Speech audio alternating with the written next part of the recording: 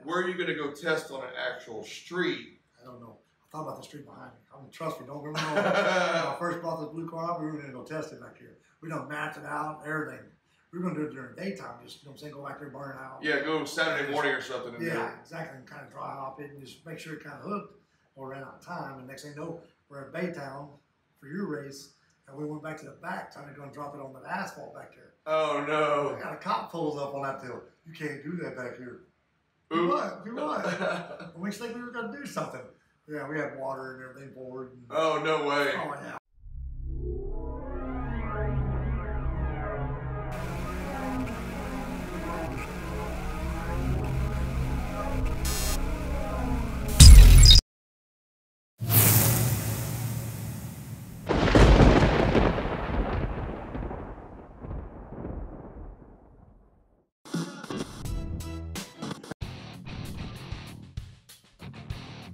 Unprepared podcast.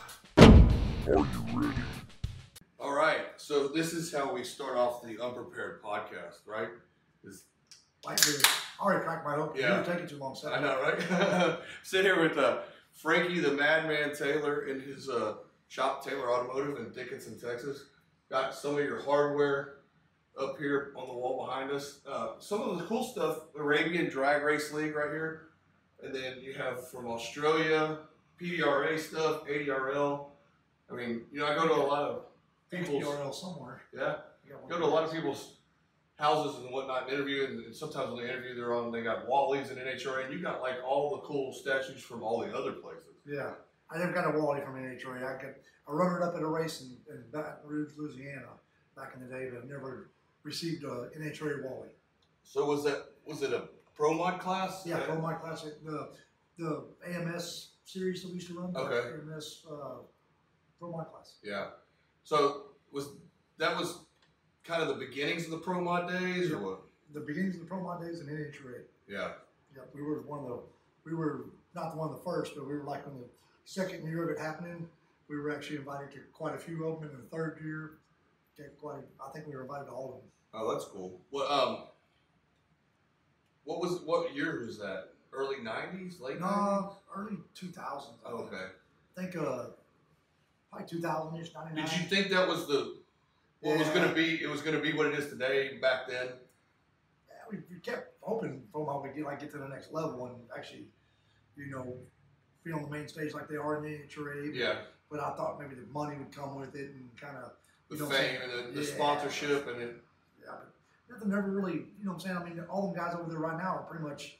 You know, you got a couple of them like Stevie Jackson that's actually got a sponsorship and Ricky Smith. Yeah. But a lot of them guys like Danny Rowe and all them guys racing out of their own pockets. Yeah. You know, the white league. And they're racing for 10 grand yeah. to win, and it's kind of nothing to run her up. Yeah. Like mostly it's 10,000 to win, and I think that's pretty much all. Yeah. Which seems kind of strange when you have other classes like no prep and stuff that are paying 20,000 to win or whatever, 100,000 to win. 10,000 seems like, why would they even do this? Right, right. You know, back in the day, you know what I'm saying, like when we race, you know, you always go to win. Everybody goes to win. I mean, if you don't think you got a chance to win, you're probably not going to leave. Yeah. So everybody goes to win. But our biggest deal is like when you qualify and you get a little money, that helps you go to the next race. Yeah. That's where, some people like maybe some of the no prep stuff, maybe missing out, is you can only do it so long out of your own pocket if you don't win. Yeah. Like, you know what I'm saying? I know 40,000, don't get me wrong, 40,000 to win. You win one of them, well, that'll get you to quite a few races. Yeah. Let's say you chase 10 races and never win one, and you don't make no money. Yeah. That's what's hard on the racers individually, as far as like no prep or traveling. Yeah, because you're spending all the money. Not only are you spending entry fee to get to the racetrack or to get into the racetrack, you're spending gas money. And crew members and having to pay people. Yeah. Yes. It adds up real fast. I mean, you can spend, like chasing the PDRA stuff, we did a analysis, like what would it cost me to go race top? What does it cost me to go race PDRA? Yeah. PDRA costs 3 to 4 times as much. Now you get the chance to win more, but it's way harder to win PDRA than it is to be competitive in top. Yeah. See what I'm saying? Like you can go up to semis every race at top month, and you only went 4 or 5 hours from home versus going 24 hours from home. One race at a PDRA race is like going to 5 top races. Now, if you go to semis at 5 top races, you won probably as much or more than you could have won at PBRA. Yeah, I mean, it's hard to it's hard to justify in the winnings category. It's almost like, okay, we're not doing this for the money we're winning. We're doing it for the money that a sponsor pays, the exposure, and but it's hard to get sponsors. Yeah, because sponsors don't understand some of this stuff and don't understand. You know, I mean, don't get me wrong. There's a couple of them out there sponsored, but I mean, I guess like the what we were talking about earlier, the whatever the hell they're called, Outlaw Street, whatever they're called, Street Outlaws. Street Outlaws. That's some guys, you know what I'm talking about. They're finding a little bit of sponsor money in there, but I mean, it's just, you know what I'm saying, it's just different, you know. They're getting a lot of exposure too. You're getting a lot of exposure. 1.5 million, 2 million people watching an episode is a lot more reach than what a PDRA race would win. Yeah. PDRA race, even NHRA, like you know what I'm saying. I mean, they get more than what the NHRA guys are getting on some of this stuff. Yeah. You know what I'm saying, which is good for them. That's why I mean, we all want to be there. We just haven't got there yet. You know what I'm saying? I mean, we've been fast a long time, and you know what I'm saying now. Well, the first to go 390. Yeah, in Texas. Yeah, first in Texas go 390s. Then you went first 360s. Yeah, and in first the world, right? 350s. Yes. In first in 340s. 349. 348 with a 5. 348 with a 5. Still the quickest pass ever. You know what I'm saying? Well, there's some people that say that may not have been a legit pass. No, it was legit. Everything. Like there was something dragging under the car. No. Nothing. Huh? No, it was legit. We went faster to the 330. At the next race, we just had the crank trigger problem. Oh. It actually ran over. It broke the crank trigger about halfway down the track, and it started misfiring. Still went 360 or something. What was it like when you went that 349? I mean, didn't seem ever possible. No, that's what I mean. We had it loaded up. I mean, it was either gonna make it or not make it. I told myself, you know, it's loaded up. We've loaded up a bunch of times since then, and it ain't went down.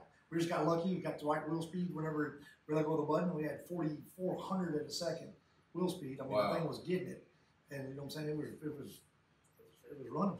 Yeah, I mean, we had killer G. It broke the internet before the internet was real big. If you did that today, it would be all over social media, everything. Was it? I mean, how long ago was that? That was back 4 or 5 years ago. I guess 4 years ago. Pretty good. Yeah, it was first PDRA race. Whenever the first. It was at the first, I think, PDRA race. That was the first one of the year, or maybe the second one of the year. I guess it was at Rockingham. You know what I'm saying? We've been really fast at Rockingham before. So, I mean, that was the first place where we broke the 50s. Did it 2 years in a row, and you know what I'm saying? So, I mean, it's always been fast here. We just loaded it up, and it happened to stick. Oh, wow. Yeah, I mean, and people kind of went crazy, though, at the track there. Huh? Yeah. Did you get any video of the crew and all that? Yeah, I thought it was all over the video. Yeah, we saw it. So if you Google 348 pass, you can see it yourself. Yeah, the crew goes. I think my brother chased off. Yeah. I got down the other end. You know what I'm saying? Me and Bubba. You know, he went 52, and he was like killer on the tree, and I went like 100 on the tree, and he beat me to the other end. But you know what I'm saying? I said 48, and he goes, no, I went 52. I said, yeah, I went 48. Oh. Yeah. So he was like, he has one of the Bickle cars, and the doors wouldn't open up. So, you know, I was out of my car already because I got a Jeffers car. Oh, is that the deal? The bigger cars, the doors don't open? Yeah, the doors don't open every now and then. But you know what I'm saying? They're good cars. I'm just messing with them. But but his door wouldn't open up for some reason. And so he had to sit there and, you know, I had to talk to him through the window. You didn't open his door? You couldn't? I don't know. I kept him in there like captive audience. You know what I'm saying? Why would you open the door for him? I know it's hot in your car. Yeah, and but I went 48. Not you. I did. So yeah, it was pretty cool. That is cool. That is cool. Let's go back a little bit because to street racing days. Yes, I want to hear about some of this. So let's go back even further. Okay, you're a pro mod legend in the world of outlaw pro mod. You've done NHRA pro mod. You've done. Did a few IHRA, not a whole bunch. You've been to Australia recently. You're 4th in points right now in Australia for their series. You've been to Qatar multiple times and raced overseas. I mean, that's like living the dream. And you're an old country boy from Dickinson, Texas. What were you into in high school? Did you do sports or anything like that? Were you a good student? Mostly just worked on cars. Worked on cars. I always wanted to be a mechanic, and always wanted to race cars, and always wanted to have truck trailers. All I lived for. I was gonna have a blonde wife, which I accomplished that. Okay. I was gonna have race cars. So I accomplished that. Yeah. And then, you know what I'm saying? So even as early as junior high, that's junior what high, I was drawing race cars and trailers. Okay, so I'm 46. You're 48. Yeah. I grew up. The Friday night that I found the Dukes of Hazzard was the best night of my life. Yeah. We were watched all that. waiting on Dallas to come on, flipping through the channels where you had to go clunk, clunk, clunk, and stopped on a car spraying rooster tails. Yep. Oh, yeah. And was amazed. I had a Hot Wheels collection. Were you kind of the same way? Smokey the Bandit and anything? All the cars. Grease. Grease. The motorcycle, you know what I'm saying? Yeah. I mean, jumps. Hell, you want to be that guy. You know what I'm saying? Pick up the hot blonde, you know? Yeah. So was it more about the girls or was it more about the racing? A little bit of both. A little bit of both. Yeah. I mean, that's the whole purpose of racing is trying to get girls, right? Now I got one that's really good to me, so I'm pretty happy. Yeah, that's good. How long have y'all been together now? Since high school. Since, oh, wow. My junior year, her sophomore year, and we've been married 25, I think it's going on 26 years this June. Oh, wow. Congratulations. June 20th. And your daughter, how old? Just graduated college. Wow. She's 22. That's crazy. So, yeah. So you get out of high school, your brother Paul had a couple of cars. Yeah, y'all had a some. love truck, yeah. But I had a couple, back then I had love trucks.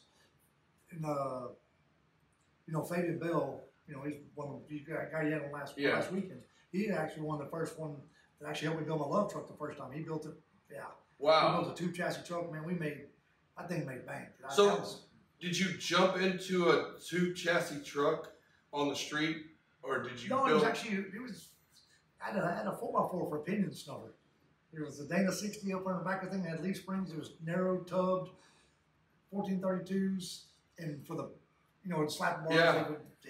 We put a pinion snuffer. We had a 4x4 for a pinion snuffer back in the day. Really? Yeah, going across there, and it worked good on the street. That thing would hook up and go. Yeah. I mean, it was fast on the street. Probably 1090s on the street. You know, back then. In the left truck. In the left small block. Yes, the small block deal. That was back when I had the first small block in it. You know, I ran 1150s all the time. Ran 1090s. This is 1988.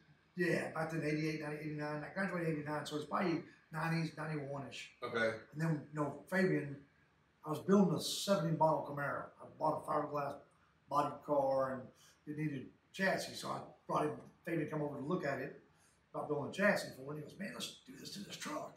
It already looks good. It's already got good paint. And it was the Blue Love. The Blue Love, yeah. And did he do the obnoxious wheel tubs? Yes. Oh, no. Oh, well, actually, he built the chassis. Okay. And we had Chapman in Baytown. He tinned it.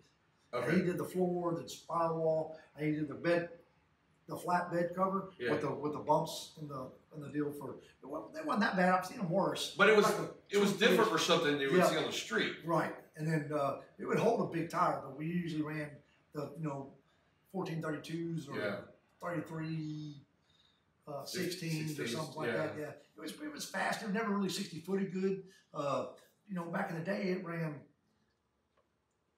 520s. It went 521 with my small block in it. The 434? Yes. 434 on one system.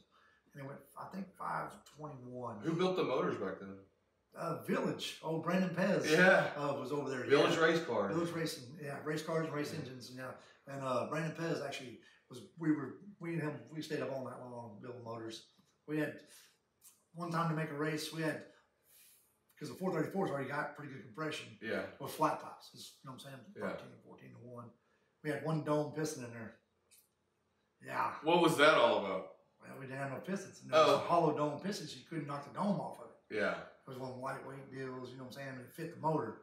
So she had one 18 to 1 compression. Yes. The rest of them, yeah. Really? And that car ran for probably 2 or 3 weekends like that before we got new pistons. Wow. And it ran in the high 7s back then. Yeah, when I put the big block in it, I want to say probably went 820s. It's a small block, I think. And then we put Conrad Ignasic and his brother. Yeah. Back in the day, he said, man, you want to put a rat motor in there? And he loaned me a 540 to put in there. And then, like I said, Fabian, he mounted the rat motor in there. We strutted the front end and called out Ghetto Boy Phillip. Yeah. That was back in the day. And for those of you who don't know, the rap group, the Ghetto Boys, funded a street raced car that ended up turning into a grudge race car at the track, and so you called them out, and there was no internet, This was before Hot Rod Gossip and all that stuff. This was Venom, and you know what I'm saying, and then this was right before the Black Camaro and stuff. He was building it, I guess, at the time. So this is, you know, that's when I kind of stepped up on pro mod racing, because he was building that black car, and then we actually bought a car from Black, a guy named Black, a black guy from Houston that he called Black. We bought his Firebird. It was a Don Ness car. Oh, okay. You know what I'm saying? That's when I first started meeting with Don Ness. It was actually an old 3-link car that Kevin Kinsley back half for Black whenever he had it, and put a 4-link on it. So we ended up with that car, and then eventually, you know. Is that when you switched to pro mod type deal? And like blower? Blower was not too much longer after that. After we changed it to a Camaro from the Firebird, it wasn't too much longer after that that we actually, you know, the nitrous motors were so expensive back then. We just had a pump nitrous motor, just regular old, probably like 320 headed. You know what I'm saying? No real good stuff. Well, the first motor I bought for a blower deal was a Keith Black Pontiac headed, like the old 427 casting headed blower motor. You know what I'm saying? And first time out with it, like the fastest we ever got the car to go on nitrous was a 450. Okay. You know what I'm saying? Which wasn't bad back in the day. Yeah. This was probably 94, 95-ish. Okay. Maybe 96, maybe. Yeah, I mean. So it's a long time ago. You know, the Mustangs were still running mid-7s in the Mustang era deal, Gene Deppy and all that. And we went 7.0s, like it would go 7.0s, it would not give us a 699. Oh, wow. They run 199.99. That's back when everybody ran quarter. They were running down. They wanted to run 200 and one running the 6s. You know, so now we can run 6s, shut it off at half track. Run 6s. But yeah, but y'all didn't know anything about blowers. Who taught you how to tune a blower car? Lance Flanagan. Okay. Actually was the first person that actually, like, kind of took us under the wing, kind of showed us how to do the fuel system, kind of showed us a little bit of this stuff. You know, Lance recently passed away here, back, I guess, right before the Nationals in Baytown. Oh, okay. And so, you know what I'm saying? But yeah, he's one that first showed us how to run a blower car. And Jim Rowe actually, I think, built the Zoomies for it. And next thing we know, we're going to the racetrack. Wow. Here we go. That's a different world, isn't it? Yes. Blower from a nitrous car? Yes. Totally different. But once you go blow, you don't go back. First race we took it to, we didn't qualify. Missed it we missed first round of qualifying. Next round, it jumped out of gear. And then the next round, the next pass in it, we were like low for the weekend.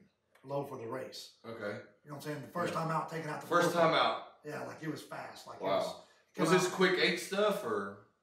Yeah, quick 8 stuff, like in Navasota. This one, first place we took to was Navasota. No way. It had to be, yeah, exactly. That's where we go to. You went to the nasty with a pro mod. Yeah, with the. Were they calling y'all pro mods then? Yeah, it was pro mods. It was maybe Texas Quick 8. Yeah, I remember that. I think it was Texas Quick 8. I think back then it was a while back. We ended up winning the championship like a year or two after that. You know what I'm saying, with the Texas Quick 8. Yeah. We won the last championship that they held. And then, you know what I'm saying, then it turned to Tottenham. I think Galen took over. And then because that was when Bob Galletti's dad ran it. Yep. It was Texas Quick 8. Yep, that's exactly what it was. Yep.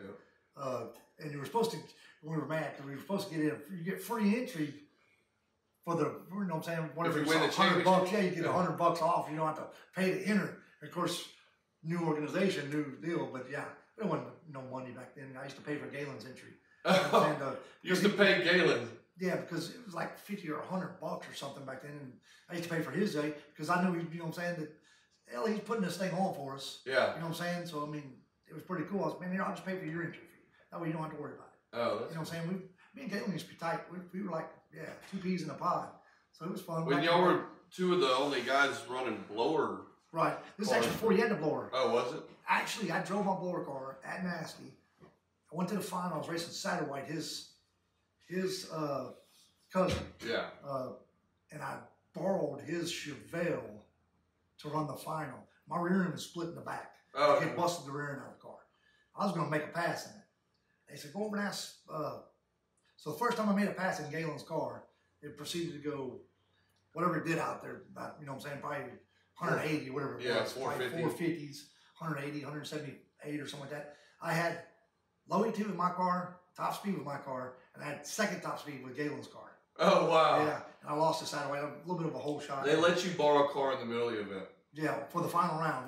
We split the money. Oh, okay. You know, I usually always split with whoever I'm racing against. I mean, we know the money makes it nice to go racing, but everybody needs to make a little bit to be at the next race. Yeah. So I've split with everybody unless they don't want to. You know what I'm saying? Yeah. It's more for me. But, yeah. But I mean, I tried to. You know what I'm saying? Like, you know, race Michelle Wilson one time. She's on 10.5s. I was running 380s. Walked over, you know, a split. And she was like all flabbergasted. I was like, anything can happen. I can throw a blower belt off. I mean, you're the better bet to bet, you know, because I know you're going down the racetrack. Yeah. You know what I'm saying? We're stupid, so we're going to try to go fast. And so if we split, I can try to go fast. And if we don't go fast, then, you know what I'm saying, you still make some money. Yeah. So, but, you know, I mean, we have been known to give away a lot of final rounds just because trying to set a track record or something like that in the final round. But in the end, doesn't that pay off when you get paid to go to Australia or paid to go to Qatar because you were always that madman, Frankie the Madman Taylor? I split over in Qatar. Did They you? split in Australia. They don't do that stuff. They're rich over there. Oh, are they? They must have one way a week. But yeah, no, and every time I went to the final in Qatar, actually me and Dan Millen split, you know, 10-5 deal. You know what I'm saying? Yeah. You know, because I mean it's a 50-50 shot. Yeah. You know what I'm saying? I mean, don't get me wrong. I think I'm going to win every time I pull the starting line. Sometimes I don't win. Gotcha. You know what I'm saying? So, Yeah. Well, I probably won more than I've lost, but I've lost a whole lot of them. Like Yeah. I mean, as far as final rounds. Yeah. You know what I'm saying? I've lost a whole lot of them. What a crazy life this turned into be for you, a guy street racing with Todd Moyer back in the day. He actually bought, when he went to doing that street car stuff in the NMCA, he actually ended up with my 434. Oh, yeah, and it went in the Camaro. And, and that's when I got the big block. And that's when he made the Carcraft magazine or whatever it was. And we were on his crew. We were helping him do that deal when he raced it, I think in Memphis, I think. Yeah, we were. Fastest Street Car, whatever association, whatever that was. Now, Landon Jordan beat us. Oh, wow, that name's way back from Todd the back. red lighted. Oh, did he? And Landon Jordan stripped all the ring gear and bolts off. Oh, no way. He couldn't make it down the track. And Todd, man, made an A to B pass and red lit. Well, that's one of the things, you know what I'm saying? Todd's won a lot, you know what I'm saying? He's done it a lot, yeah. He ran a lot of Hot Street NMCA. Made Hot Street big, or came up with it. He's raced a lot of class racing. I think he's doing comp back in the day or somewhere. He did a little bit of that stuff, and then he's always like raced more like class races than I have. Yeah. He's one that got me going into back a long time ago. They had that, what was it, Super Street or something in the NSCA. Yeah. And that's when they ran like the big Hoosier, Big Mickey Thompson tire, street tire, where it's got grooves. Oh, yeah. Not like this radial they got now. Yeah. It was a bias-ply, looked like it just had the lines. It just had lines in it and stuff like that, and they're real soft tires. You know, we went. I remember that. That was a cool deal trying to make them street cars. Did it have mufflers on it, too? Yeah, mufflers. 697 214, which was like unheard of. You know, they were running 180. Yeah. I went 211. I think I set the record at 211, but I backed it up with too fast. Like 214 was too fast. The 211 didn't back up to 14, but the 14 backed up to 211. Okay. Whatever it was. Yeah. You know, but you weren't within right, 1% I wasn't of within 1% of it. So it backed up the slower one, which was perfect. That's what we wanted to do anyways. You know what I'm saying? I mean, I really wasn't supposed to kind of go that fast, but yeah, that was back when Brett Kettner and all them used to, kind of do the interviews. Host, yeah. That was back it was actually making some kind of TV stuff, wasn't it? Yep. It was on some kind of TV stuff. Yeah, some cable thing or whatever. Yep. We actually qualified the first race.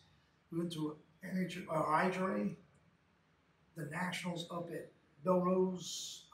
I don't think it was No problem up there in or State Capitol. Shreveport. Oh, Shreveport. No, that's up there, straight up. Which one was that? We went there with PDRA or ADRA or something too. Which one was that? There's no problem. Shreveport, Louisiana. Shreveport's up north, Louisiana. Yeah. That one up there. Whoever was in Shreveport. And that's we where actually qualified in Shannon Jenkins was number 17. Oh, wow. Yeah, they were not happy with us. Yeah, so it was pretty good for like our first showing at an IHRA deal. We actually qualified where Shannon failed to make the show. Yeah. Oh, wow. So it took like a 42 to get in, I think, or something. Roughly, we went kind of close to that, but we had Mike Castellano first round. God, that guy's still getting it. Yeah, he still getting it. That was back. Man, that was back when me and Brandon and Paul, was in the Yellow Firebird. So that was probably 94, 95. That was like, we were 25 years old. We were just punks. No computer in the car. No nothing. Just, we're lucky we passed tech. You know what I'm saying? If you think about it. Yeah. You know what I'm saying? We were probably lucky just to pass tech. Yeah. And then to pass tech and then actually qualify at your first race you go to, that's pretty big deal. Yeah, it is. It is. Especially being 25 years old, man. Your frontal lobe is not even fully processed in your I was married. I was me and Cindy. Yeah, we were married then. I think we got married. 1994, something like that. I don't know what it was, 18. And how long have you had Taylor Automotive? We've had this store here since 2000. We were down the street for 2.5 years before we opened up this place. Oh, okay. We were down the street renting. We were down there for a long time until the lady kept just saying, I'm not going to sell you the place, I'm just going to raise the rent up. And so the rent went from $1,500 to $3,500. Oh, wow. Yeah, so we had to build our own place. Yeah. So quick. 6 months later, we were in here. Oh, wow. You know, last 3 months, I had to pay her $10,000 in cash, or not in cash, but $10,000 for the last 3 months rent while we finished this place up. Oh, wow. Yeah, it was pretty horrible.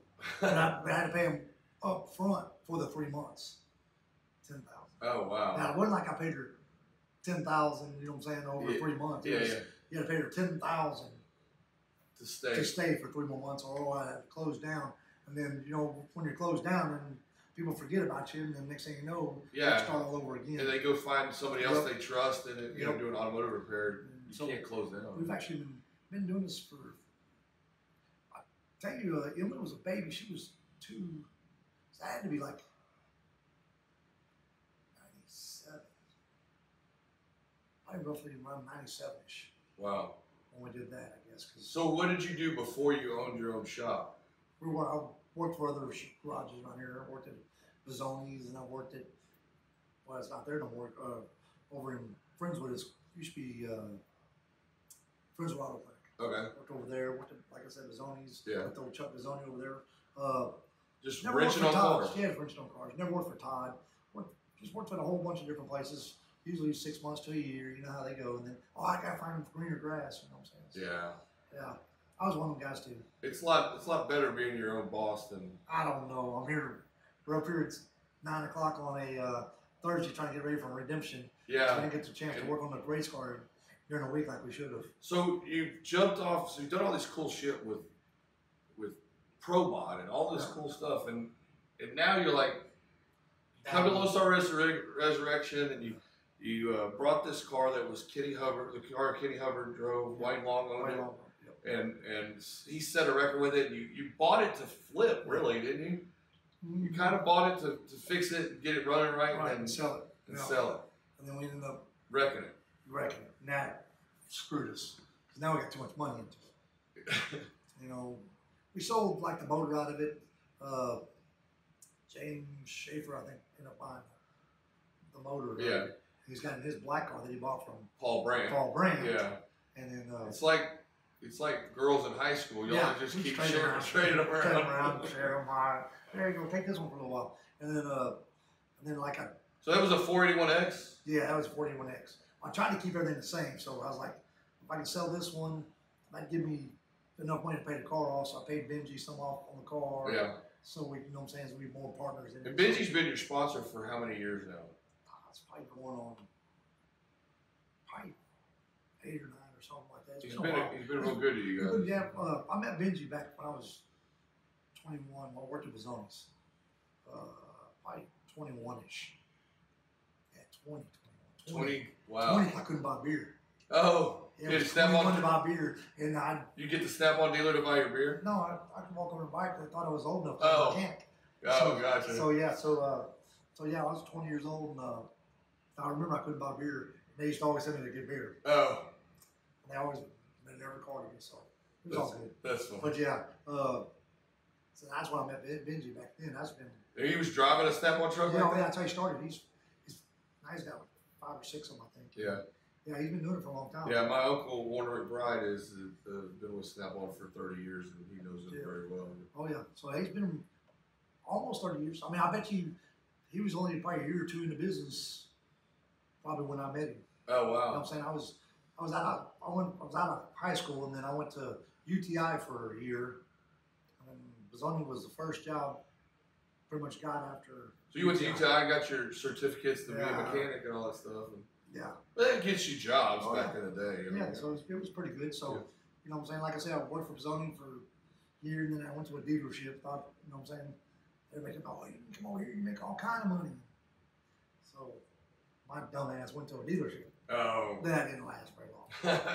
And then, you know what I'm saying? You don't seem like a no. politically correct dealership kind of guy. No, I wouldn't. Yeah, well, what sucked is as soon as I got there, they told me I wouldn't be affected by it. But like 3 weeks after I got there, the whole dealership took a 20% pay cut. Oh, no. Yeah. And they hit me for 20%. I was like, you gotta be kidding me. Wow. I was already quit what I was doing to come here. Then you hit me for 20% off. And it was old Castle Ford back in the day. Oh, gotcha. Baytown. Plus, I was driving from here to Baytown every day. Which is about 45 minutes. Yes. So that was the stupidest part of my hour and a half drive. Ricky Howell, who helps Paul Brandt and all them. Yeah. He was actually driving from Baytown to Bazoni's every day. Oh, no. I was driving further than that because I was driving from Leak City. Instead of just going to Seabrook, I was driving from Leak City all the way to Baytown. Oh, man. I was like, man, this is stupid. Yeah. And then, it's not worth the no, drive. I wish I had known what I know now. I would have never. But I mean, like I said, eventually went back to Bazoni's for another, 6 months to a year or something after that. And Chuck and them were racers too. You know what I'm saying? Maybe longer than that. I can't remember. I worked for them two or 3 years. Gotcha. It's over the whole period of time. So let's get back to this. You got this car, and now you're interested in the no prep scene. Yeah. And you kind of jumped in when we offered the big money, $100,000 to win. Anybody's allowed to come. Yeah. At Royal Purple. Well, now it's Houston Raceway Park again, but Yep. for Lone Star Resurrection, and that was your Royal Purple first. went away? It's now back to Houston Raceway Park. Really? I didn't know that. And they're using the old logo and stuff too. Really? Yeah. But so they, I think that they just reallocated money and the lease was up. Okay. Royal Purple moved to Indiana, and they're, so they're just. That's good. Get them out here. Yeah, get them out here. Yeah, they're not good. We need Renegade. Yeah, right. Renegade oil and fuel. You can get it here at Taylor Automotive. Hey, That's good plug. So I remember talking to you. You were a little nervous about this no prep thing, but it was growing. It was before Street Outlaws, No Prep Kings. Right. This was Redemption was having 2 races a year before they started doing the points and all that. And he said, well, this car fits and I can bring it and run because we ended up splitting the class because Big Tire cars said they're not coming if you're bringing the Pro Mod. Right. Not knowing that you had no experience at no prep. No. And the Pro Mod, you could turn it down, but you don't know what's going to happen. Yeah. It's too expensive. They got all scared. Yeah. Wiley and Frankie are coming. We're not going to show up. Right. So we split it down 60 to win Big Tire and 30 to win Pro Mod, which is a damn good payout for a Pro Mod class. And 70 son of a guns showed up. 7. Yeah. How come Pro Mods, they were just scared of the no prep back then? Yeah, I mean, Pro Mods cost a lot of money to build. Yeah. I mean, I'm not saying these other cars are cheap. I'm pretty sure this car I'm driving was expensive when he built it. Probably more expensive than a Pro Mod. But it's one of the things where most of your Pro Mod guys usually don't like they want to go fast. Like, you know what I'm saying? I mean, we don't They want to like the scoreboards. They want to put up a number and they want to Yes. impress people or, put on a how show. big this is. Yeah, Yeah, yeah. exactly. You know what I'm saying? And, you know what I'm saying? And the no prep deal, you don't get to do that. Like, you're not trying to be the fastest. Yeah. Like, you know what I'm saying? So it seems kind of backwards. Like we're going back in time now. Right. Let's slow the cars down. Yeah, exactly. Trying to run 450s with these cars. It's like, hell, we should have stayed back there back in the day. Yeah. I mean, I'm just saying, like. That was for the instance, mindset, right? Yeah. And I was like, man, it's. And now that you got Dirty South no prep with points, yes. Redemption with points, and now we have Street Outlaws no prep Kings that with points. with points that did very well and paid very well Yep. to win. Paid a good championship, which yeah. not a lot of series pay Right. $50,000 to win championship. And I raced a series that did that once. EDRL and won the championship back in 2010.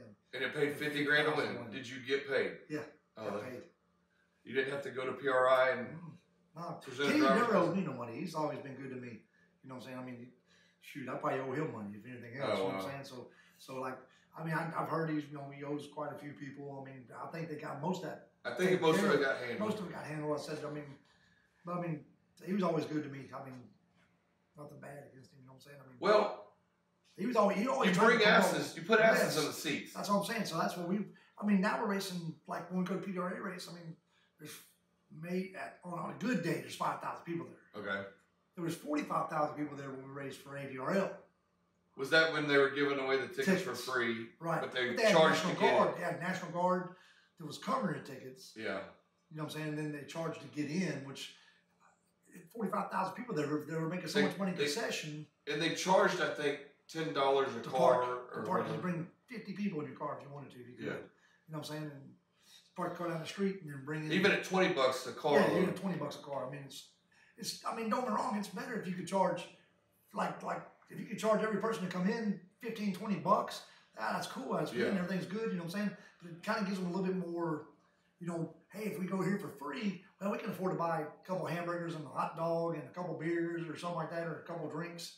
You know, maybe I don't know. I mean, So, I'm not a promoter. Besides NHRA, when the ARL was doing that at its prime, that was the biggest show in the country. I mean, you had Pinks that would pack out big stadium, big national event tracks, and then ADRL was packing them out too. They showed up at Houston, and it was just it Bunch was of places. yeah, and it made the NHRA almost look bad because there was so many people there, and don't get me wrong, Seth Angels, he made more money than NHRA. Yeah. Because they get the charge for all. I mean, I'm not sure what they got paid in NHRA, but I'm just saying it was packed out. They were helicoptering money out of there so they wouldn't keep it on site.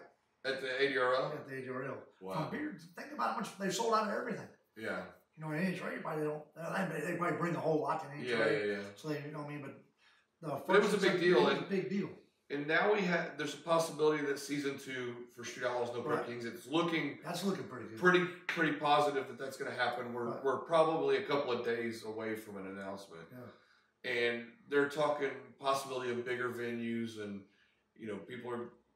racers are going to get whatever to come back. You know, there's going to be deals made and sponsorships made, and this could be the biggest thing. Yeah.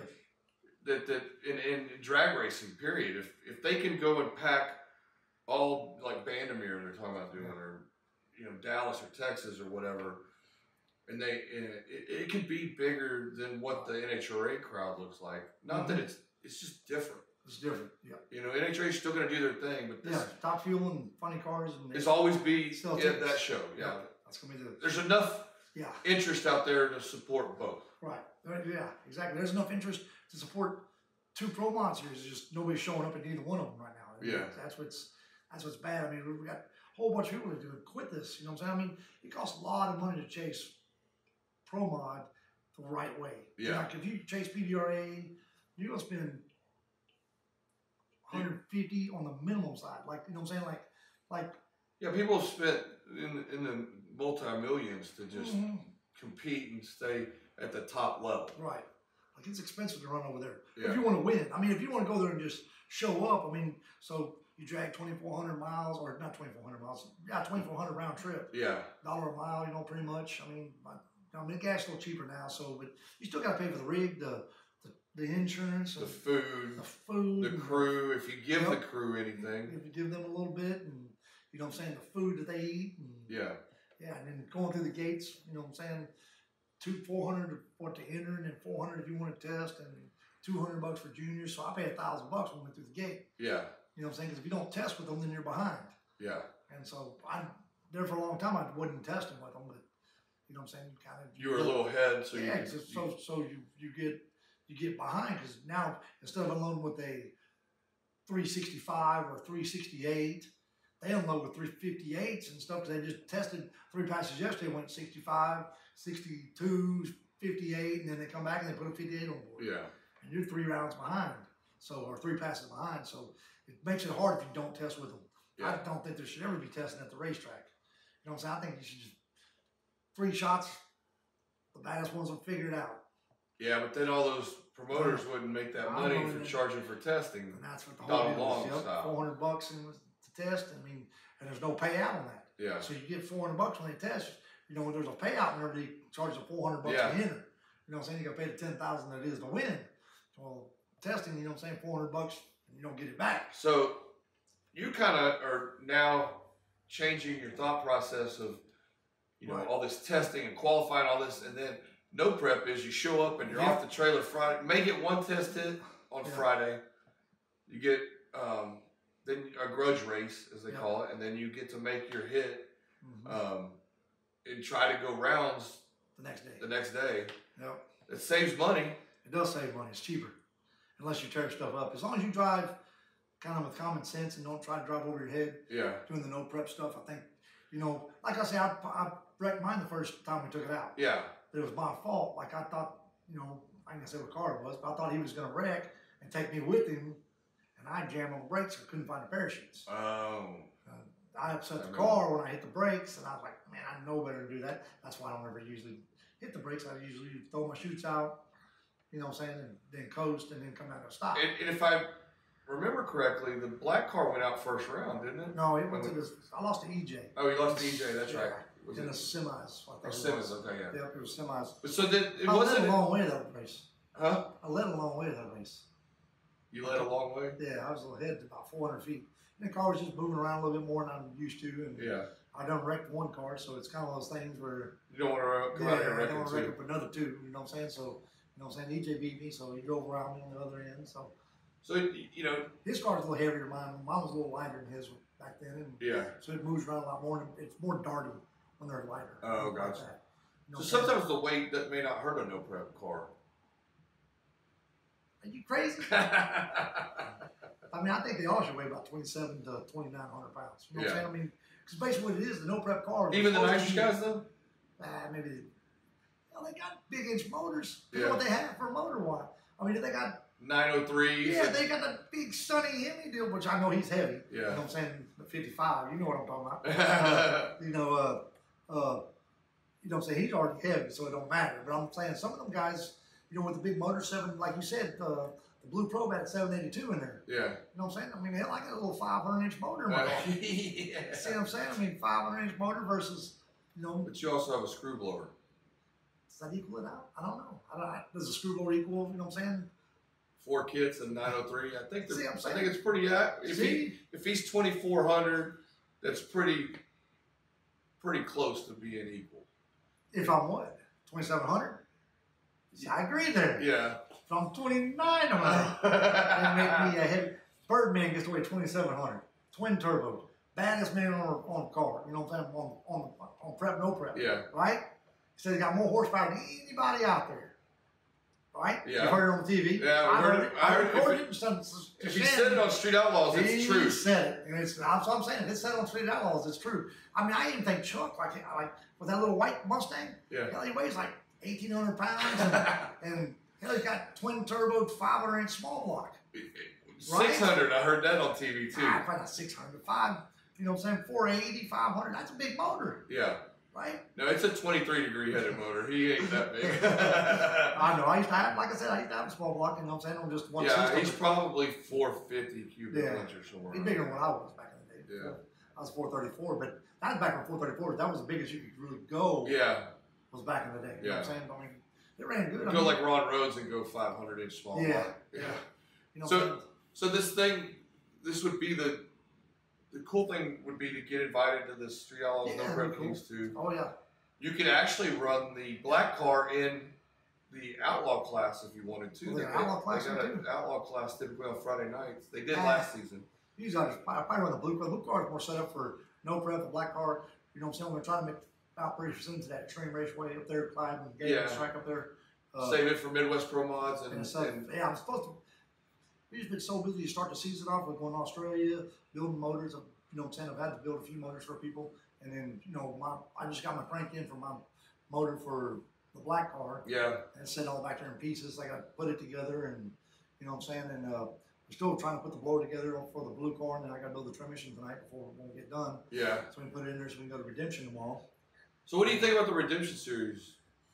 It's fine. I've had fun so far. I mean, you know what I'm saying? You got to go to 2 of the exhibitions for NHRA, yeah, so that's cool. kind of cool, cool. I ain't won one yet. I need to win one. Yeah. And that might be a little better, but I just ain't had all my ducks in a row. I've been having backfire problems. I mean, you've seen it. Yeah. You know what I'm saying? Everybody's seen it knock the blower off of it. You don't do it in my Pro Extreme car. Yeah. It just does it for some reason in this car. I've had both motors in the car. I've had, 3 different mags in the car, 2 different ignition boxes. You know what I'm saying? We came up with it was something to do with the bullhorns. It was puddling fuel. It was puddling fuel in the bullhorn, and when I smashed it on a 2-step, what it does is cuts out cylinders. Well, it also puts in 10 gallons of fuel going through the flow meter. Oh, wow. So it actually fills the header full of raw fuel. And if you actually watch it, whenever it backfires, right before it backfires, you'll notice the right-hand side zooming or the bullhorn was actually on fire. It was just stayed balled up fire. Yeah. It wouldn't blow it out. It would actually just stay there. It was regurgitating in there, just like blah, blah, blah, blah, blah. You could hear it. And you know what I'm saying? You can see the blue flame. Well, then when I mashed on a 2-step, somehow that blue flame would travel across the fuel that's in the zooming or the header because it's like level. Yeah. It's not like a normal zooming would be going down to the ground. And you know what I'm saying? Mine was actually more level, and there's actually one tube that actually runs uphill and then comes back. Okay. So we're thinking it somehow lit it off and it kept spiking, somehow sparked and light off. Somehow it's knocking the blower off of it. Yeah. And that's all then we come up with. We cut them off, well then it pops wheels. Yeah, that's what They happened didn't knock in the Houston. blower off. Yeah. We made 3 test passes and then made 3 passes at Houston, and the blower stayed on. Yeah. So it kind of helped us, but now we know we need some front end. We need some. So why'd you send the blower back now? Oh, yeah, we just gotta go fast for Pro Mod. Okay. We're just gonna break it in this weekend. Oh, gotcha. You know what I'm saying? Okay, so Like, that's how you rotate them in and out. Well, we're gonna take the one. I don't The the one one for both cars. for both cars. Yeah. When one spins a little slower, than, you know what I'm saying? For the no prep car, we spin it a little slower. Oh, okay. You know what I'm saying? We don't get to spin it 128 over, which makes the belts last longer. Usually I get a whole race out of a belt. Where on the Pro Mod car, I get 1 or 2 passes out of the belt. Oh, wow. So and there's $200 for the belt. Yeah. Wow. So it's like, it's how much crack you want. How fast you want to go. So, I mean, exactly. I keep doing that. Yes. And that's one of the reasons why I like about the no prep deal. I mean, it's a little easier on equipment as long as you don't crash. or do something stupid like that. You know what I'm saying? But don't run the motor as hard. Don't shift it 10.5. You know what I'm saying? I'm shift it down, 9,800, 9,700 if I can get there. Yeah. You know what I'm saying? And it's a little easier on parts. So that would be kind of cool to go be a TV star now. You don't have to go street racing. You can go to a track and travel. It's a lot of stuff to put one of these on the street. Yeah. You know what I'm saying? They've been trying to get a team down here for Texas guys to go up there and mess with them. But it's one of the things where it's a lot of cars to take on the street. Yeah. Not for the fact that there's no titles to these things. There's you know what I'm saying? I mean, I got a VIN number. Yeah. It's never been registered. It was a, you know what I'm saying? It was a body in white or body whatever. in white, whatever car, whatever they bought it. Okay. You know what I'm saying? I mean, I probably could get a title for it. You know what I'm saying? And then, I get inspected with that. But even there, changing your tune-up and going and testing on an actual street to get ready for something like that. It's totally different. And it's not like it'd be difficult to unload a JFK and fire up a blower car like that and get the heat in it you need and do your burnout without attracting a lot of attention. So where are you going to go test on an actual street? I don't know. I thought about the street behind me. I mean, trust me, don't get me wrong. When I first bought this blue car, we were going to go test it back here. We done mapped it out, everything. We were going to do it during daytime, just, you know what I'm saying, go back there, burn it out. Yeah, go Saturday morning or something. And exactly, and kind of dry hop it and just make sure it kind of hooked or ran out of time. And next thing you know, we're at Baytown for your race, and we went back to the back, trying to go and drop it on the asphalt back there. Oh, no. I got a cop pulls up on that deal. You can't do that back here. Ooh. Do what? Do what? We think we were going to do something. Yeah, we had water and everything poured. And, Oh, no way. oh, yeah. Red-handed. So it's like, okay, well, the first pass will be first race off. We had Godfather. And we scraped the track. Yeah. And it was, so the first pass was on true no prep, scraped track at Baytown. And I had never driven the car. I ain't drove the car. And I drove the car back when Wayne had it, back with the 481X, I guess, in it, with the roots. Man, I had a screw on it back then. They had. You're talking 1,000 horsepower difference. Yeah, from what it is now, yeah. Probably 1,000 horsepower difference. I mean, I drove it back in the day at Baytown with prep on the track, but it wasn't but a 450 car. Oh. You see what I'm saying? Now you're trying to run a car in the low fours. Yeah. At a no prep race, right off the trailer, I think we drew Godfather with the black Camaro. Yeah. And then we got lucky and got around him in the first round. And then, I don't know if it was the next round or if I actually won another round or if it was straight into the Blue Pro. I thought I made 3 passes. I thought maybe in that car, the third pass I wrecked. So I may have won first and second round. Okay. And then you raced Jerry. Then I raced Jerry and lost.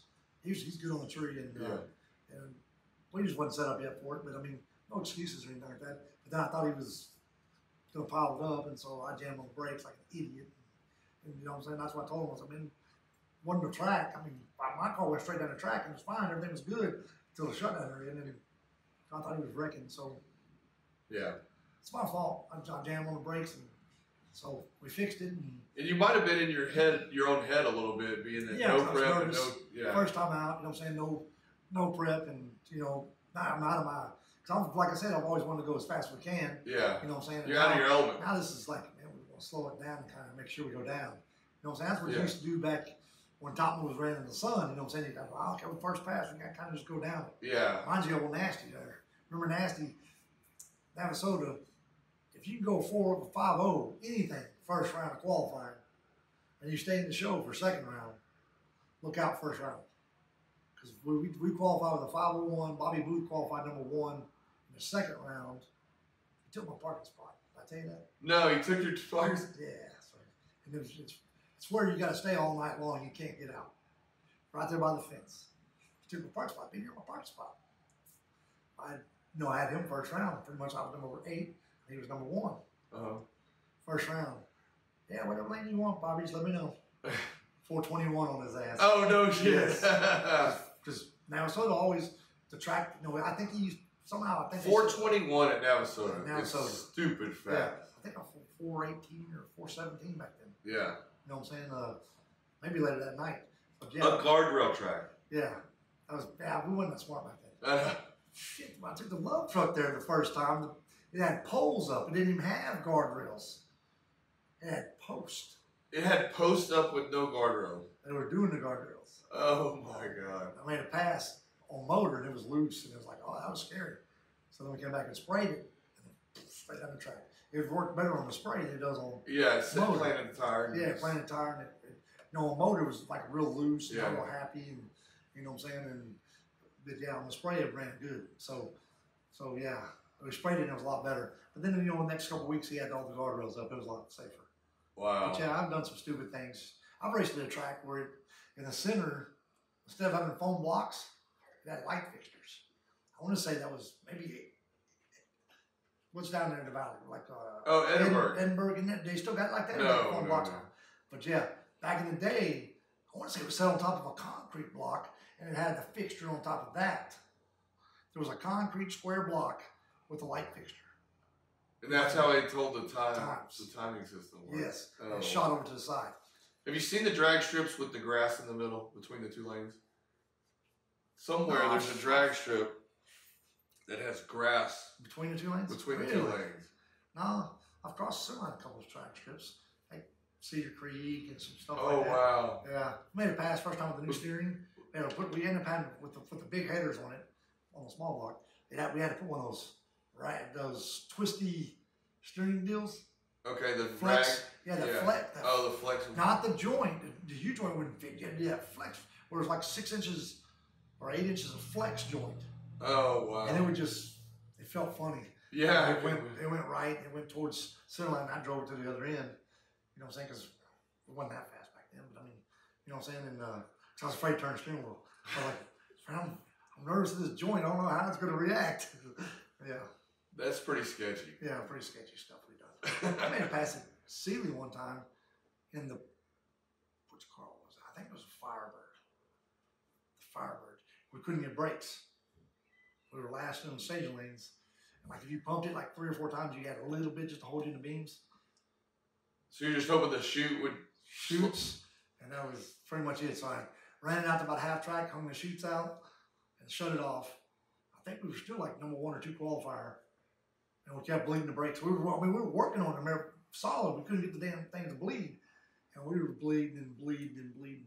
And finally, we got a pedal by the end. You know what I'm saying? By the end of the night, you had a pedal and you were good. Yeah, we were good. By the time you were done racing. Yeah, but first round of qualifying didn't have no pedal. We were come on, give us a few more minutes, and we were last in the stage lanes.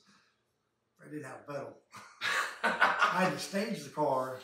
That's back with a clutch deal. So it motor dragged back if we wanted, if we really had to. That was back with a clutch deal. There wasn't even enough. I couldn't get enough pressure to even hold the thing, so I waited till the tree came down, then put 2-step, and then took off.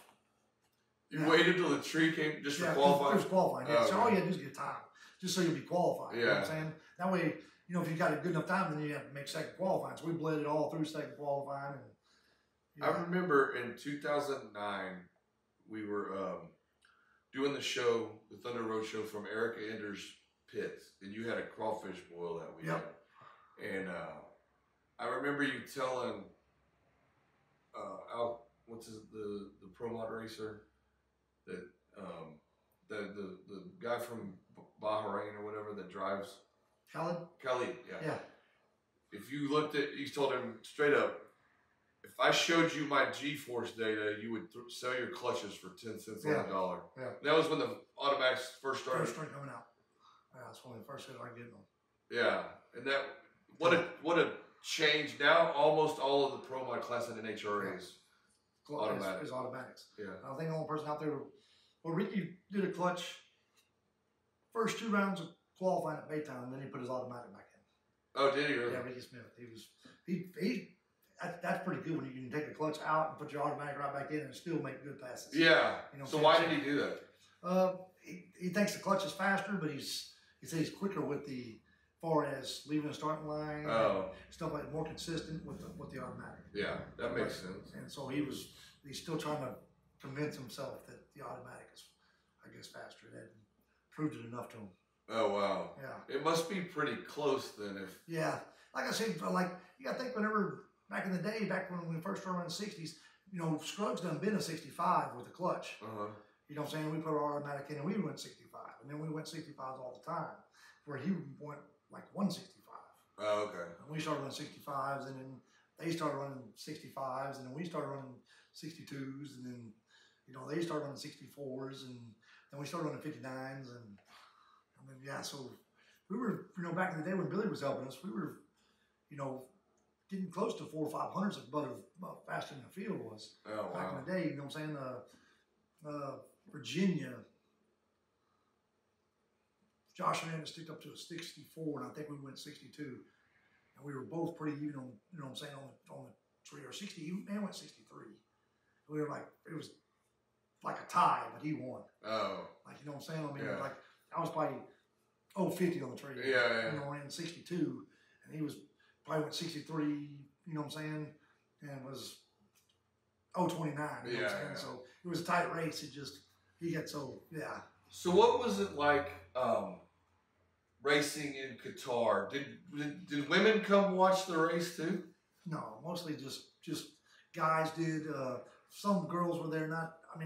Most of them were workers. I mean, American girls were there, like my wife and the girl that, oh my gosh, I forgot her name. Amanda. Okay. This Tunes Roach's car. Yes. Yeah. She was there, and there was a couple other, like, I think Matt Smith's wife was over there. And then they all came out and watched races and stuff like that. But not like a whole bunch of the girls over there. The locals was all guys in white. Pretty much guys. Robes. No, they weren't all white, but them guys can wear white everywhere. Yeah. They can go to the bathroom, come out 20 minutes later, and still be white. Like with that robe on. I don't get it. I don't either. I would wear white socks and come into the shop and be dirty. They can come into the race shop wearing white and not get dirty. They can ride in the dunes like crazy stuff, right? On a four-wheeler. Like, you know, you got chain sprockets, you got all that stuff. They not be dirty. How could they do that? I don't understand it. You were there, not me. I don't know. I don't know, man. I mean, and they're crazy. I got dirty on. I mean, you get black on your hands from the grips, yes, right? And they white. That thing stayed. They must have Scotch Guard or something. It's got something. That's some bad shit. Yeah. So whatever they do, I think they got. He rode the four wheeler like busting burns up there. I mean, I'm talking about rode good, like he was like should be a professional or some shit. White. Come back down there and hung out with this white, like no dust on. So did a lot of them speak English? Yeah, they all have some kind of English usually. You know what I'm saying? I mean, most of them are.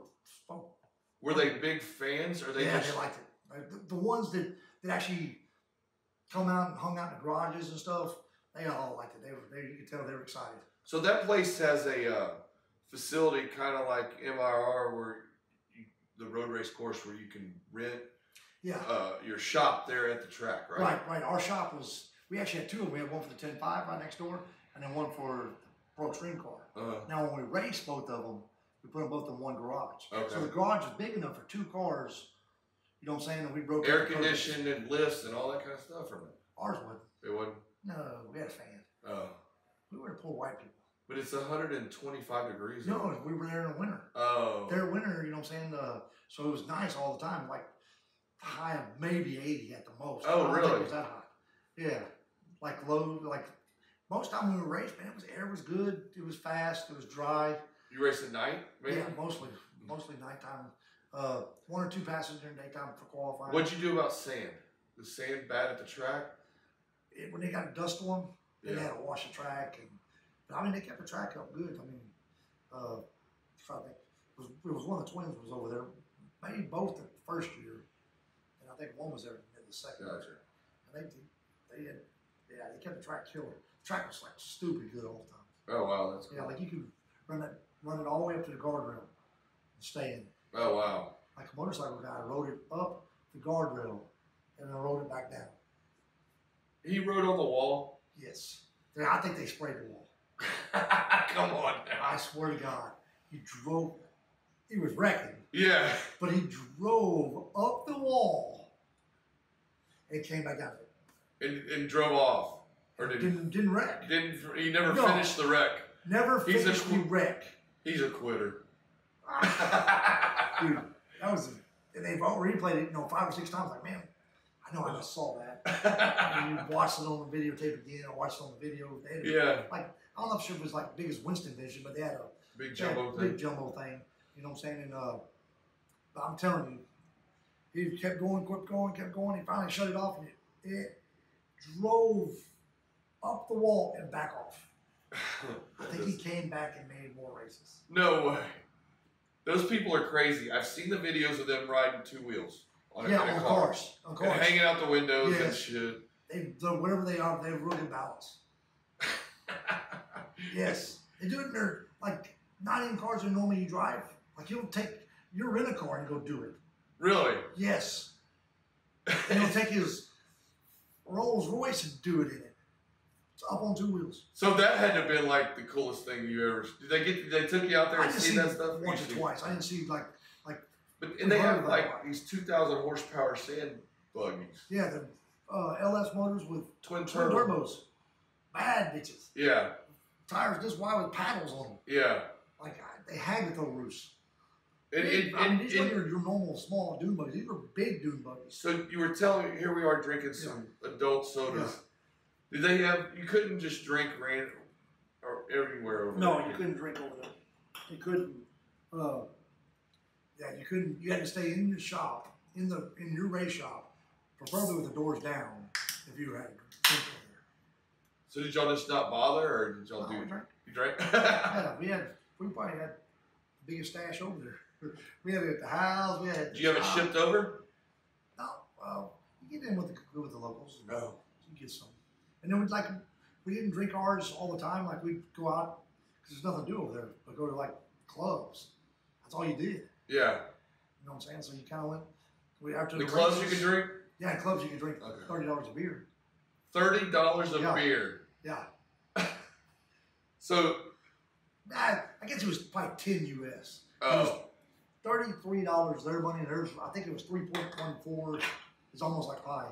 Was the current exchange rate? Exchange rate. So it cost you $35 for a beer over there, but it was like $10, which is still kind of expensive. $10 a beer. Yeah. But, now, what Australia is just a total different crazy. yeah. Those guys go hard. Yeah, they drink hard. Drink hard, race hard. Now, the guy Ben Braid that we're teammates with, Yeah. he don't drink hardly at all. Oh, wow. Nothing. Well, his mom and dad drink. Hey, but from what I understand, it's okay to insult an Australian as long as you say sorry afterwards. You can. Probably is. I do it all the time. You I don't mean to, but I mean, I'm pretty sure I do. can. I call them all kind of numbers, especially that C word. Oh. Yeah. They call everybody C word. Oh, do they? Yeah, F and C. Oh, really? Yeah. Oh, yeah. So I call everybody F and C. The We usually two the N word right now. words hated by most women: Yeah. C word and moist. And moist. We call moist. That's Paul Moyet. Oh. Moist. Moist for us. Usually Have you picked up their accent? No, hell no. I talk like a hick over there.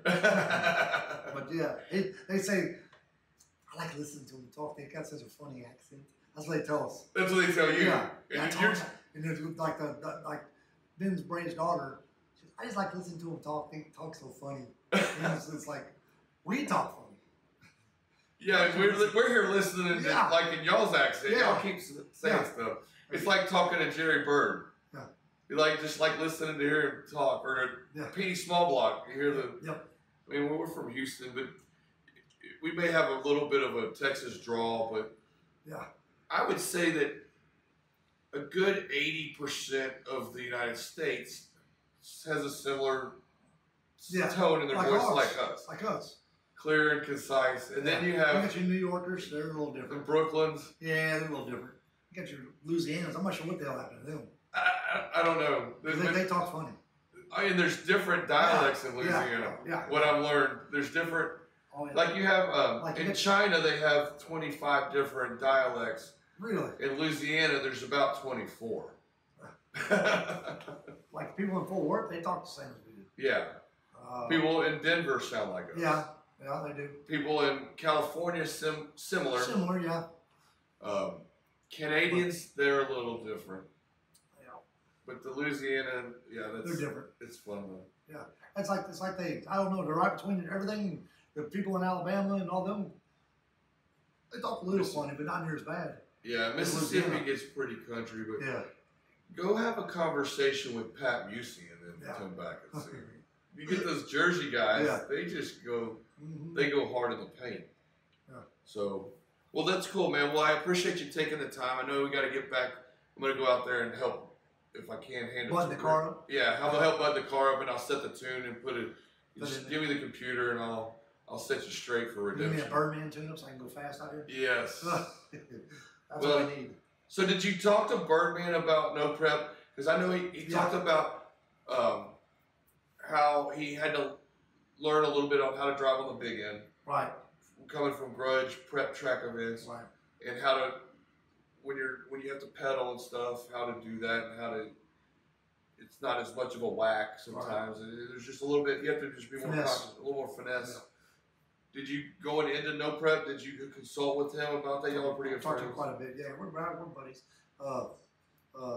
Yeah, I've talked to him a couple of times on it, and it's like, why y'all do this for? You know what I'm saying? But, I mean, if we all were like Birdman and won all the damn time, that's another thing, Chuck. Remember I told you, if you have me come in over with the race deal, I'll let you win sometime. Yeah, right. You know, so I ain't gonna be like Birdman, just win everything. Yeah, right. That's mean.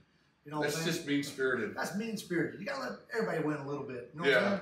Like you gotta pick. I mean, you can't win everything. Like I'll try to win the far ones, so I'll pay my way. You know, so I'll let you win a couple of the close ones, so they're in my hometown. And you'll split well with it. I split well, yeah. Some, you know what I'm saying? Something better than nothing. I look at it, Yeah, for sure. especially for him. So, well, you know, hopefully you get invited to the 32 car invitational. We get invited a couple of times at least. You know what I'm Yeah. saying? I don't have to go every time. I mean, I race all kind of stuff and have fun. You would think that you wouldn't have to race your way in with all this hardware up here, but if you had to do that, you would do that too. Probably. As long as it was close. I mean, it's hard to go. Travel to race your way in. Yeah, to race your way in. You know what I'm saying? It'd be better. I mean, don't get me wrong. I mean, I still need to prove myself in the Cup deal. I ain't done really nothing yet. I mean, I've had a couple chances to win. I've run it up at, the Enos deal with, against the 55, which pretty much did that because we knocked the blower off of it. Yeah. And we've had some, every time we've been out, I ain't making no excuses. We've had a problem. That was an 8-card field though, not Yes. a 20-card big tire car. I want to win one of these. I'd like to win this weekend. That'd be really good.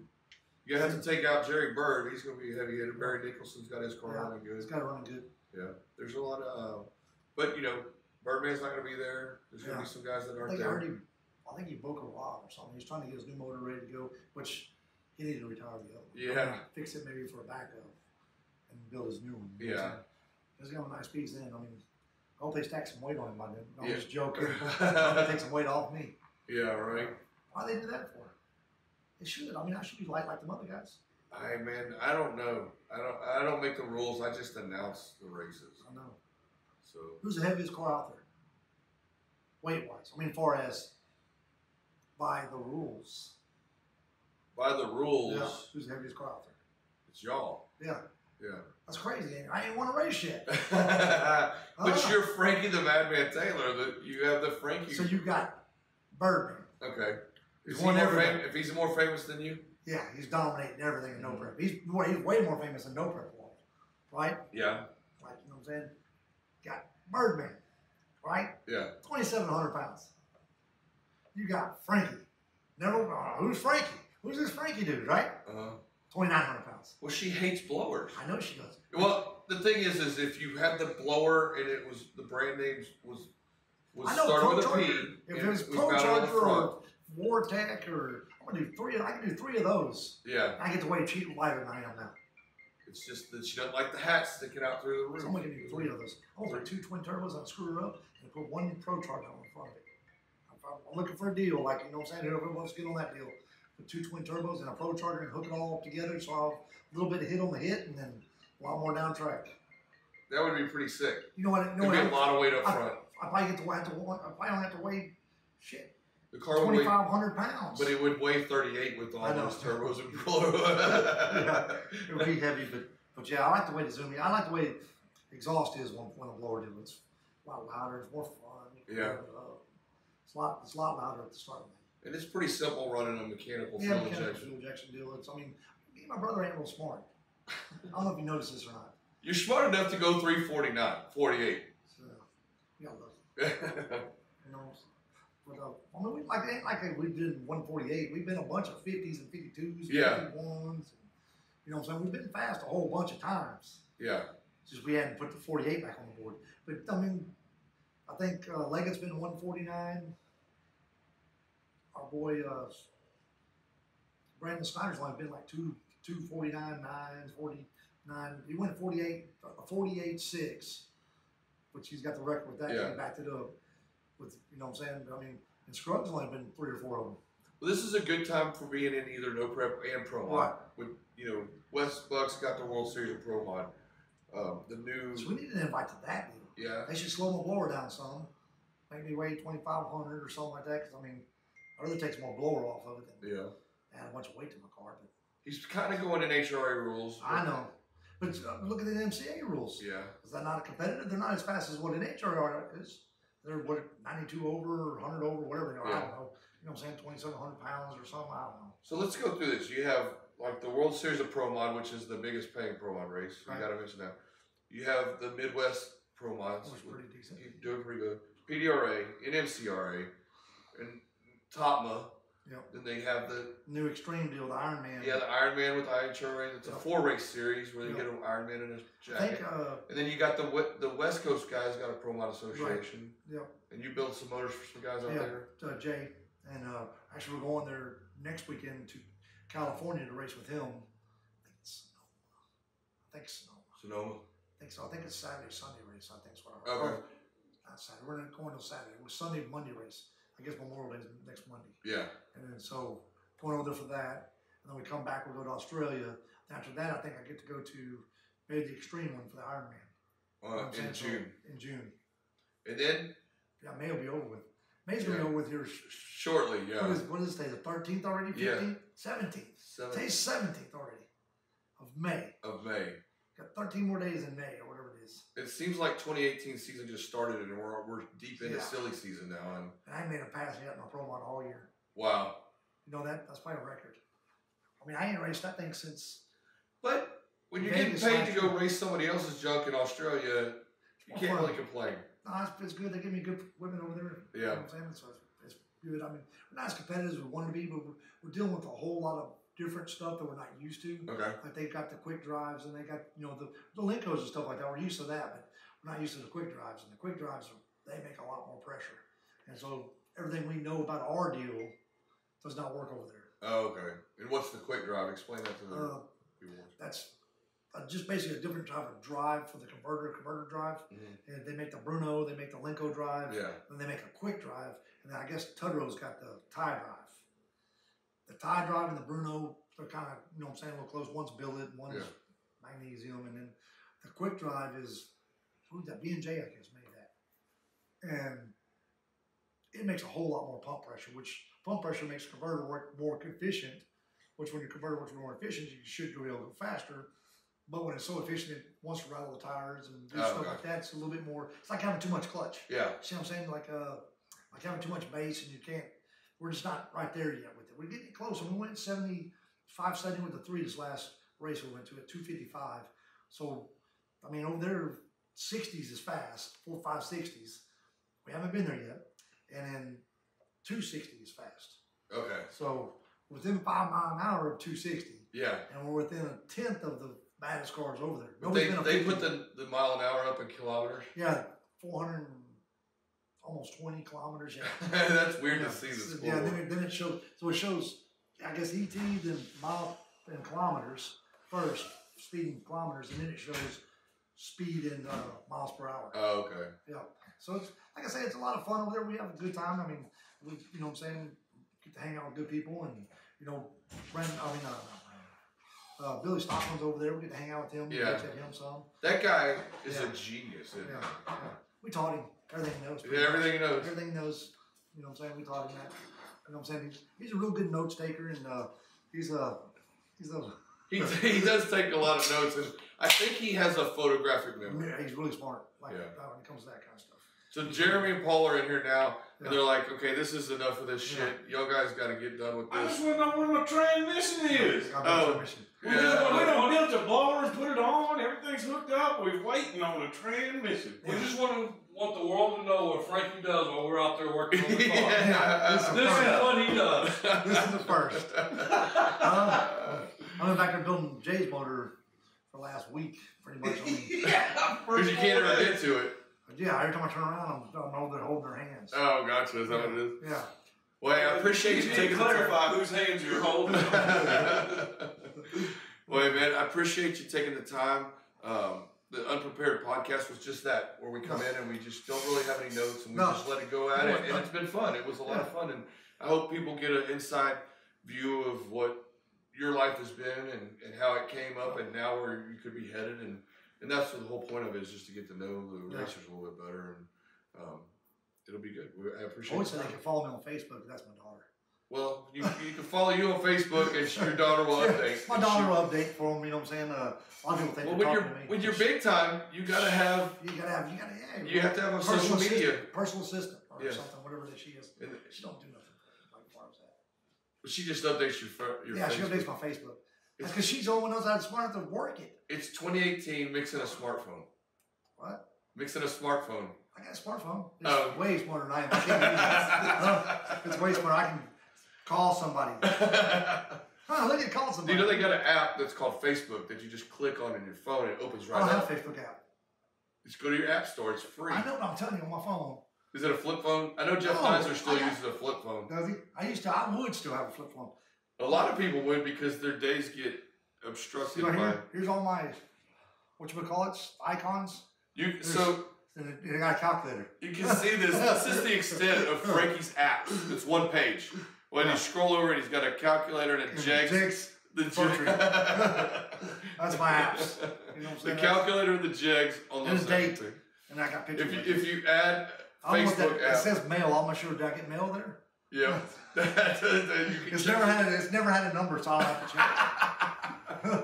It's not hooked up to my mail. That's funny. And we are doing videos with phones and creating. Yeah, you got to do that. You use yours for a lot of stuff, don't you? Yeah. Like camera that we're talking to. Selfies. It's like, it's on the. Yeah. Hey, I'm here this weekend. You gotta build a brand, and if you're gonna be Frankie the Madman Taylor in the future, you're gonna have to mix in. I should get some shirts. Brand. Yeah. You're wearing the vintage shirt right now. Yeah, this is my last.